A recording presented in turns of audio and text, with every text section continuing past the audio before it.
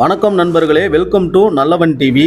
கல்வி மற்றும் வேலைவாய்ப்பில் வன்னியர்களுக்கு 10.5% இடஒதுக்கீடு தராவிட்டால் கடுமையான போராட்டம் நடத்தப்படும் எனவும், அத்தகைய போராட்டத்தை நடத்தவிடாமல் தடுக்கும் வகையில் அரசு செயல்பட வேண்டும் என்றும் பாமக நிறுவனர் தலைவர் டாக்டர் ராமதாஸ் எச்சரிக்கை விடுத்துள்ளார். வன்னியர் சங்கத்தின் ஆலோசனை கூட்டம் திண்டிவனம் அடுத்த தைலாபுரத்தில் இன்று நடைபெற்றது.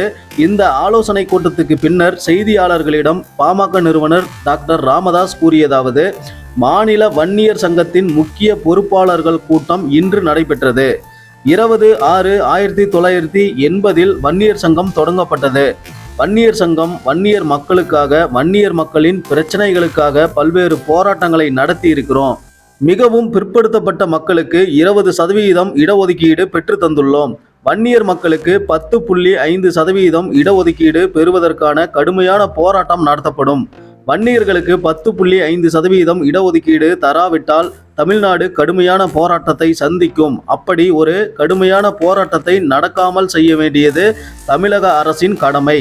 வன்னியர் சங்கத்தை மேலும் வலுப்படுத்துவது தொடர்பாக இன்று ஆலோசனை நடைபெற்றது. வரும் சட்டமன்ற தேர்தலில் மிக பெரும் வெற்றி பெறுவது தொடர்பாகவும் ஆலோசனை நடத்தினோம்.